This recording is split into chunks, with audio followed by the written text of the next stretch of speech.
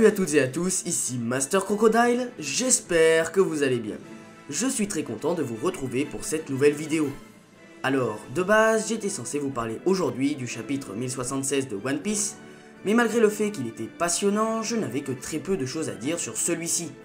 Et donc, au lieu de vous sortir une vidéo monotone et peu intéressante, j'ai préféré vous parler de quelque chose sur lequel j'ai beaucoup plus de choses à dire, et c'est donc pourquoi on se retrouve aujourd'hui pour parler d'une tier list Kingdom sur la puissance militaire des personnages de ce manga.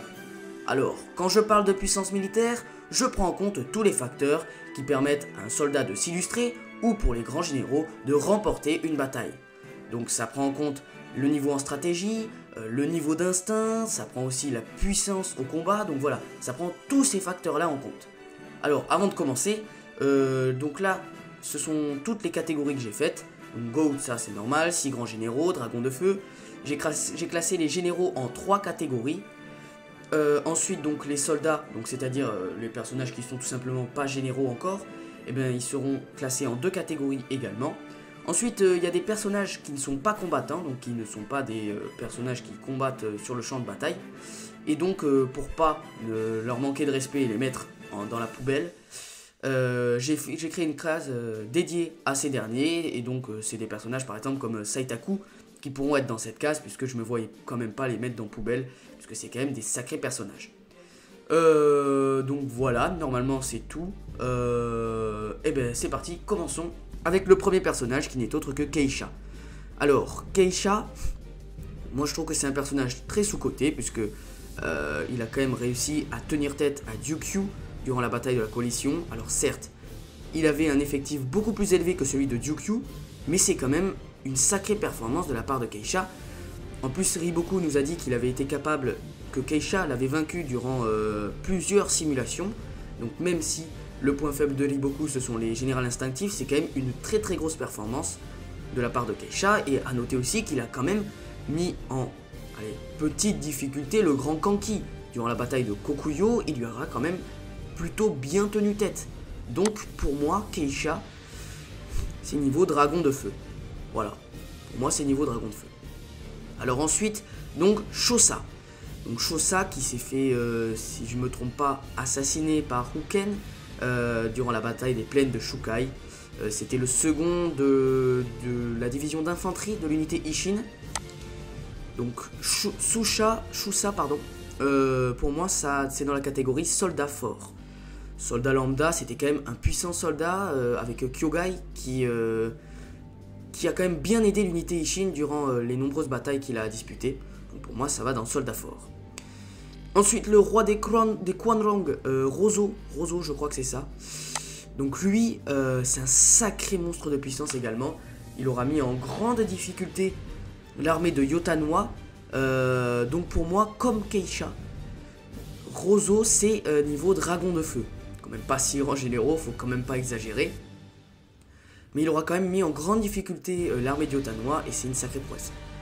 Ensuite Saitaku, génie de la politique, au niveau du combat, on ne sait pas s'il était fort au niveau militaire, on sait qu'il était très intelligent, peut-être qu'il était fort en stratégie, on n'en sait rien. En tout cas, ce qui est sûr, c'est que c'est un génie de la politique.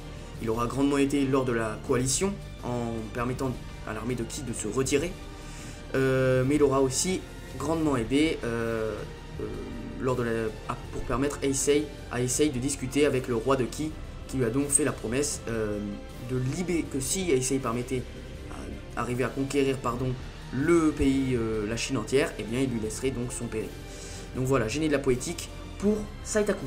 Alors, Seikyu, il mérite, c'est aussi un génie de la politique, mais de ce qu'on a vu, on a vu quand même qu'il avait un petit niveau au combat. Durant l'arc où il s'est fait assassiner, j'ai plus le nom de l'arc. On a vu qu'il avait un petit niveau au combat, donc je le mettrai quand même niveau soldat lambda. Il est bien sûr, en fait il est dans les 2 catégories, parce que c'est un génie de la politique. Il a grandement permis au parti d'Issei de s'agrandir, mais je le mettrai quand même dans soldat lambda, puisqu'on a vu qu'il arrivait quand même à bien se battre. Donc c'est un peu dans les 2 catégories.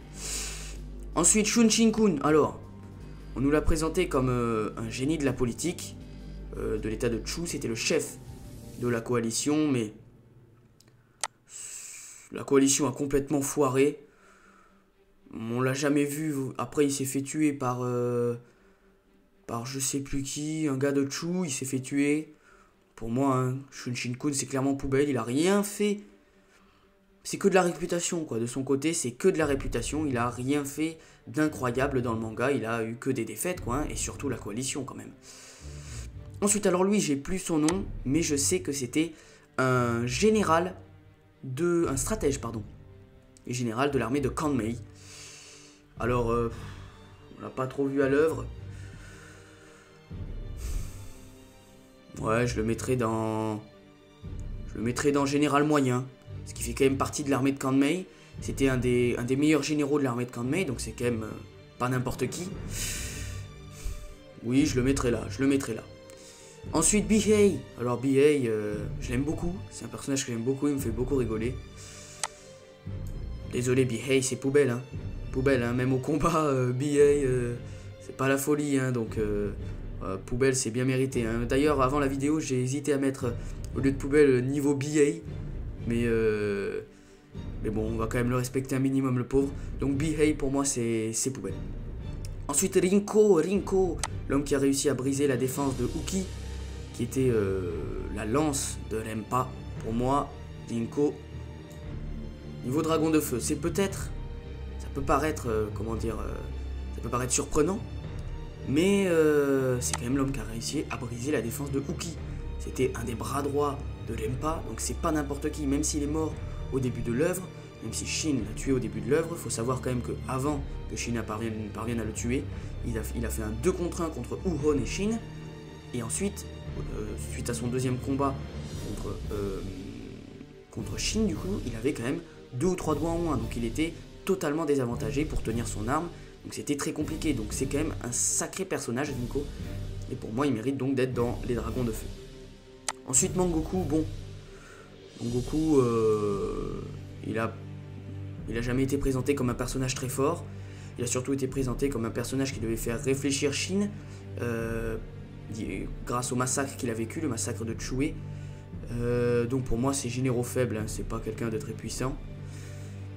Ensuite lui, alors lui c'est l'ami d'Eki, c'est l'ami de Heki. On n'a pas vu grand chose de lui. Je sais qu'il est devenu général, tout comme Eki, donc je le mettrai quand même dans général faible. Mais je le mettrai pas au-dessus puisqu'on a vraiment vu très peu de choses sur lui et c'est pas quelqu'un qui a été mis grandement en avant. Ensuite, lui, c'est un des membres les plus puissants de l'armée de Yotanwa. J'ai plus son nom, mais c'est un gars vraiment très puissant. Il a beaucoup aidé Yotanwa. J'hésite entre généraux moyens et généraux forts parce que c'est quand même quelqu'un de très puissant. Non, je le mettrai ici parce que niveau stratégie, il manque quand même de niveau, c'est surtout un gros bourrin. Donc je le mettrai quand même niveau général moyen. Ensuite, alors lui, je crois que c'est Denei ou Airu. Non, je crois que c'est Denei. Monde de Unity Ishin, bon, pas grand chose à dire, hein, il s'est jamais trop illustré au combat. C'est quand même un bon combattant, je le mettrai soldat lambda. Voilà. Ensuite, alors lui, si je me trompe pas, c'est Denrimi, l'un des meilleurs soldats de l'armée de Usen.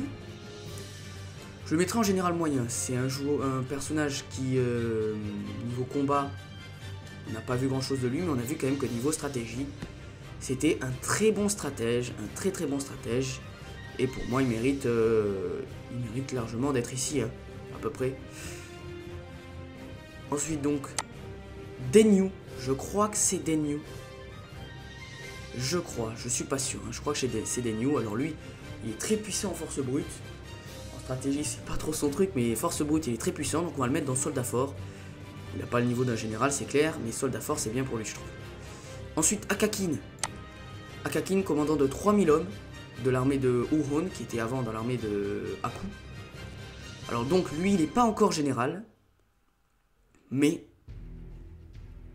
je mettrai dans général moyen Akakin, parce que même si déjà on dit qu'il n'est pas général à cause de sa personnalité, ce qui sous-entend clairement que si il n'avait pas une personnalité un peu bizarre, il serait largement général, donc ce qui signifie qu'il a largement le niveau d'un général.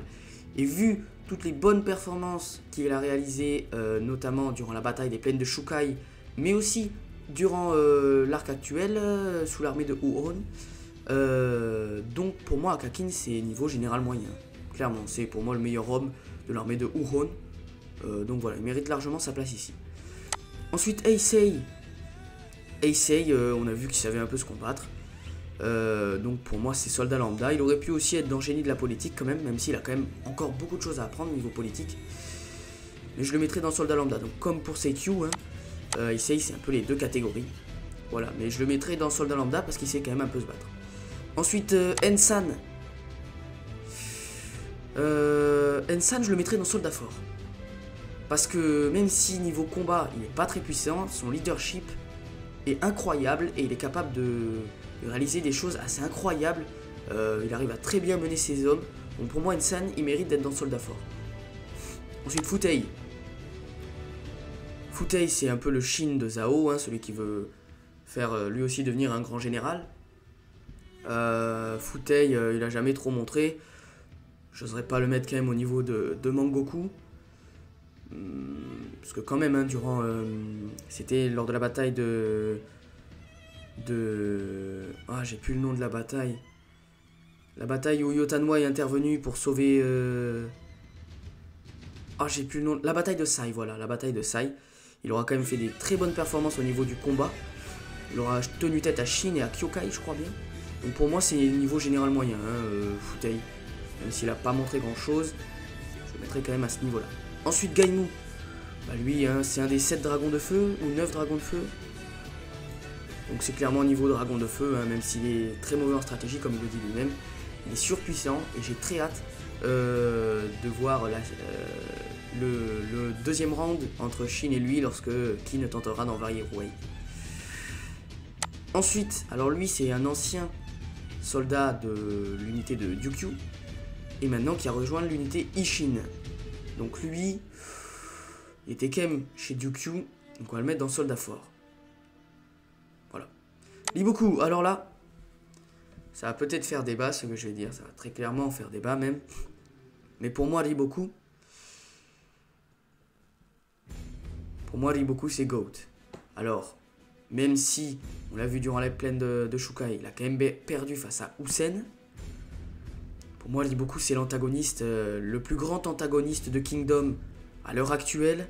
Il a battu Uki, le légendaire Uki. Il a battu Gekishin, qui est un très très grand général aussi. Et vu ce qu'il est en train de faire à Kanki actuellement, Kanki est sur le point d'être battu. Hein. Pour moi, à part si Kanki arrive à retourner la situation, mon classement changera et je mettrai Riboku au niveau 6 grands généraux. Mais vu ce qu'il est en train de faire à Kanki à l'heure actuelle, pour moi Riboku c'est GOAT. C'est GOAT. Alors aussi, j'ai pas précisé, hein, faites pas attention à l'ordre au sein de chaque catégorie. Hein, il n'y a pas d'ordre. Hein. Il n'y a vraiment pas d'ordre, donc je place comme ça. Mais il n'y a pas d'ordre. Peut-être qu'à la fin on pourra essayer de faire un ordre, mais c'est pas sûr. Donc voilà, c'est pour préciser. Ensuite, alors lui c'est un autre... tout comme celui-là, je sais plus comment il s'appelle les deux. C'est un ancien de l'unité de Ryukyu. Et du coup il fait partie de l'unité Ishin. Donc on va le mettre comme son compère dans Soldat Fort. Ensuite Go-Homei. Alors Go-Homei, pour moi il n'a pas encore assez montré. Ça va être clairement l'un des plus grands antagonistes, hein, de la fin de Kingdom avec Karin, je pense. Karin, Shibashu aussi risque d'être un très gros antagoniste. Mais Go-Homei, il n'a pas assez montré encore. Il n'a pas assez montré. Donc je le mettrai Dragon de Feu. Dragon de Feu, Go-Homei.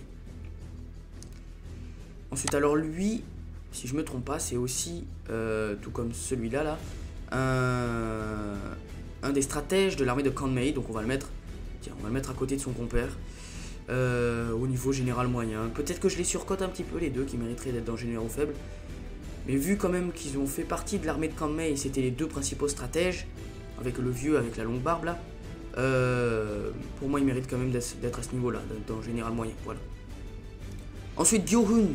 Gyohun, personnage que j'apprécie beaucoup, que j'ai failli intégrer à ma dernière vidéo de 9 généraux qui ont marqué l'histoire de Kingdom. C'est vraiment un personnage que j'aime beaucoup, qui m'a beaucoup marqué, notamment par sa relation avec Lin Chojo, son maître, Et puis parce qu'il est surpuissant aussi, hein, donc pour moi, c'est largement dragon de feu, c'est même haut du panier derrière dragon de feu Gurun. Très bon personnage, et très puissant surtout. Ensuite Aku, parlant de personnage puissant et que j'aime beaucoup, voilà Aku qui m'a aussi beaucoup marqué, un autre qui s'est illustré durant la bataille des plaines de Shukai. Il a quand même tenu tête pendant quelques temps à Bananji et Gyohun en même temps. Sacrée performance. Bon après certes il s'est fait latter les fesses, c'est normal. Il était contre deux monstres de puissance en même temps. Mais Aku c'est vraiment pour moi le meilleur soldat de l'armée d'Usen. Il est largement niveau dragon de feu selon moi. Ensuite, ça c'est Airu, je crois bien. Airu, second de l'infanterie. Nouveau second de l'infanterie si je me trompe pas. À moins que ce soit lui, je sais pas. Non, c'est plutôt Denei, je crois. Bon, je vais le mettre ici. Il s'est jamais vraiment trop illustré, même si c'est un bon soldat. Voilà, il mérite d'être dans cette catégorie-là, je pense. Alors lui, c'est Hakurai. Hakurai, l'une des grosses promesses de Chu. C'est un peu je dirais le Huron de Chu. Je le mettrai dans Général Moyen. Il a quand même fait des grosses performances, notamment lors de la bataille de la coalition, mais aussi lors de la bataille face à Manu, où il était dans le camp de Manu. J'ai plus le nom de la bataille, donc pour moi il mérite largement Général Moyen. Ensuite Heki, alors évidemment, il a tué le roi des Quanrong. Énorme performance. Mais Heki, il a quand même des gros points faibles aussi. Donc c'est un général très complet. Il n'a pas un gros niveau dans un domaine, mais il a un bon niveau dans chaque domaine. Donc pour moi, Heki, c'est général moyen. Heki, je le mettrai quand même pas au niveau d'un Mangoku ou de son pote. Je vais le mettre un peu au-dessus de son pote. Je le mettrai à ce niveau-là, Heki, parce qu'il est quand même bon en stratégie. Niveau combat, il est pas trop mauvais. Et leadership, il est même très bon au niveau leadership. Donc pour moi, Heki, il mérite sa place ici. Ensuite, Wuken. Alors lui, personnage très compliqué parce que il est l'un des acteurs principaux de la mort de Uki. Il est l'un des acteurs principaux avec Riboku de la mort de Gekishin. Et il a tué Ryukyu. Donc, après le truc c'est qu'il a zéro leadership et que niveau stratégie, il est pas ouf. Enfin, on sait pas trop on connaît pas trop son niveau en stratégie, mais bon, c'est quand même Uken, l'un des trois grands cieux avec Riboku. Donc pour être l'un des trois grands cieux, il faut avoir le niveau des 6 grands généraux. Donc pour moi, Uken, c'est à ce niveau-là. Ensuite, Karin. Karin, ben, comme Uken, hein, vu les performances incroyables qu'elle a fait durant l'arc de la coalition, où à elle seule, elle a failli battre l'armée de Kin à elle seule. Pour moi, Karin, c'est niveau 6 grands généraux, et à mon avis, à la fin de Kingdom, ça sera même là. Elle sera même là. Pour l'instant, je la mets là, Karin. Karyoten, pour moi, elle n'a pas le niveau d'un général encore. Il faut progresser, mais c'est quand même un soldat fort. C'est tout simplement la stratège de l'unité Ishin. Si l'unité Ishin en est là, c'est grandement grâce à elle. Ensuite, lui, je crois que c'est Kaioku, si je me trompe pas. C'est le second de Shohei-kun. Alors, je me suis renseigné avant la vidéo sur les statistiques que nous a donné Yasui Sahara à propos de certains personnages. Et j'ai été grandement surpris des statistiques de Kaioku. Je m'attendais pas à ce qu'il soit aussi fort en fait. Je crois qu'il a au moins 90 en force, non, en leadership et en intelligence. C'est des stats énormes. Alors, selon mon avis du manga, je l'aurais placé ici Kaioku. Puisqu'il a quand même grandement aidé lors de la bataille de Sai. Il a bien aidé aussi lorsque Kin devait défendre Kanyu. Mais, vu les statistiques qu'il a, et en plus, quand on y réfléchit, c'est quand même le second de Shohei-kun. C'est le second de Shohei-kun. Et Shohei-kun, c'est pas n'importe qui. Donc Kaioku, je le mettrai là, Kaioku. Voilà. Ensuite, Kaishibu. Alors lui, c'est le bras droit de Rempa. Donc c'est pas n'importe qui. Il s'est fait un peu avoir par Kanki, clairement avoir même durant la bataille la bataille qui a opposé Rempa à Mobu. Mais ouais, Kaishibu, j'hésite entre Généraux Forts et Dragon de Feu. Et c'était quand même le bras droit de Rempa, je vais le mettre au même niveau que Dinko. Donc Kaishibu, je vais le mettre niveau Dragon de Feu. Ensuite, alors lui, c'est un gars qui... Je n'ai pas son nom en tête, mais c'est un gars qui est venu porter main forte à Heki durant la bataille où Kin devait défendre Konyu, je crois bien. C'est un général, on l'a pas trop vu, il n'a pas été trop mis en avant par l'auteur. On n'a pas trop aidé de son niveau, il est quand même général. Je vais le mettre à ce niveau-là. Voilà, je vais le mettre à ce niveau-là. Ensuite, Kaine. Alors Kaine, non, je vais quand même pas la mettre poubelle, ça serait assez exagéré. Je vais la mettre dans Soldat Fort. C'est quand même l'élève de Liboku, donc elle doit avoir un bon niveau, même si on l'a jamais vraiment vue. Hein. Elle doit avoir un bon niveau en combat et en stratégie, surtout en stratégie. Mettre à ce niveau-là. Alors lui, c'est un ancien soldat de l'armée de Usen, qui fait maintenant partie de l'armée de Uhon. C'est un bon soldat, puissant, pas niveau d'un général encore, mais je le mettrai dans Soldat Fort quand même. Ensuite, Kanki. Alors Kanki, vu qu'il est en train de se faire battre par Liboku, je peux pas le placer plus haut. En plus de ça, Kanki, il a jamais battu de grands généraux. Alors, il a grandement participé à la défaite de Rempa, mais il était avec Usen et Mogu. Donc, ça change la donne, c'est pas lui seul. Après, il a battu des bons généraux comme Keisha, hein, comme Kocho, comme Genpu. Mais, pour moi, c'est niveau 6 grands généraux, Kanki, je peux pas le mettre au-dessus. Après, s'il arrive à renverser la situation face à Liboku, comme je le disais, je descendrai Liboku ici. Et je mettrai Kanki là. Et pour le moment, je laisse comme ça. Ensuite, Kisui, très très bon général qui, lors de la bataille de Kokuyo, a bien repris les choses en main après la mort de Keisha.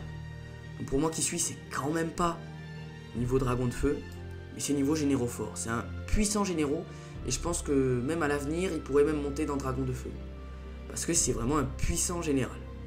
Et très complet en plus de ça, donc il mérite largement sa place ici, je pense. Ensuite, lui, c'est Kinmu. C'était un des seconds de Keisha.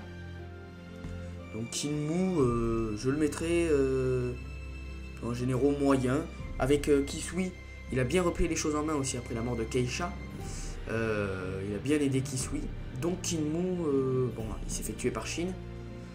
Non, pas par Shin, qu'est-ce que je dis? Il s'est fait tuer par l'archer de l'unité Ishin qui a rejoint l'unité Ishin récemment. Je sais plus comment il s'appelle. Lui là. Ouais, je le mettrai généraux moyen. Voilà. Ensuite, ça c'est Kitari. Kitari qui a fait des grosses performances hein, face à l'armée des Kwanrong. Elle a vengé son frère. Pour moi, c'est niveau général moyen aussi, Kitari. Tout comme lui, c'est niveau général moyen. Ensuite, Kocho, qui est un grand général. Hein. Grand général, faut pas l'oublier quand même, c'est un grand général de Zao. C'était du coup, puisqu'il a été tué par Kanki. Moi, je le mettrais niveau Dragon de Feu. Parce que certes, il s'est fait très bien avoir par Kanki, il avait largement plus d'hommes. Mais Kocho, c'est quand même, on l'a vu, un très bon général. Il a réussi à bien mettre en difficulté Kanki, comme je le dis, certes, il avait une grosse supériorité. Mais c'est quand même un puissant général, faut pas oublier que c'est un grand général par rapport à Kaishibu, Aku ou Gyohun, qui ne sont pas de grands généraux. Lui, il a quand même été choisi par Riboku pour défendre Zao. Donc, Kocho, pour moi, c'est niveau Dragon de Feu. Ensuite, Kokuyo,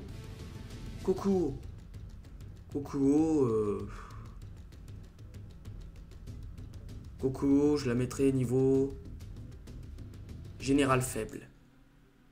Je pense. Après, ouais, général faible, c'est bien, je pense. Ensuite, Kanmei, le grand Kanmei. Pour moi, c'est niveau 6 grands généraux. Hein. Il a quand même bien tenu tête à Mobu. Il est même dit par Manu comme plus fort que Mobu a réussi à gagner parce qu'il avait de grosses convictions. mais qu'en réalité, il était quand même plus faible que Corn Mei. Donc voilà, pour moi, c'est niveau 6 grands généraux. Ensuite, si je me trompe pas, c'est Kuson Ryu, lui. Kuson Ryu, l'un des généraux qui a commandé donc durant la bataille de Bayou, avant l'arrivée de Riboku, avec Chuso. Donc pour moi, je le mettrai là quand même. C'est un puissant combattant, je crois.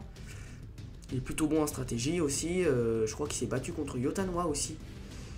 Il a fait une plutôt bonne performance, donc pour moi c'est général moyen. Ensuite Bajio, sans hésitation, général fort. Niveau stratégie et intelligence, c'est pas trop ça je pense, mais il est tellement puissant. Il est tellement puissant. La performance incroyable qu'il a fait face à l'armée des Kwanrong, je ne peux que le placer à ce niveau-là. Kuyoku, c'est pareil. Kuyoku, je vais le mettre un peu au-dessus de Hakurei. Kuyoku, c'est le Shin de Chu. C'est le futur, à mon avis, c'est un des futurs grands généraux de Kingdom. Kuyoku, il a été capable de tenir tête à tout, quand même. Et je pense que c'est un instinctif, un peu comme Shin. Donc je le mets à ce niveau-là. Général fort, il mérite pas encore, je pense, Dragon de Feu. Il n'a pas assez montré encore pour être dans les Dragons de Feu. Mais Général fort, c'est un niveau qui lui convient bien, je pense.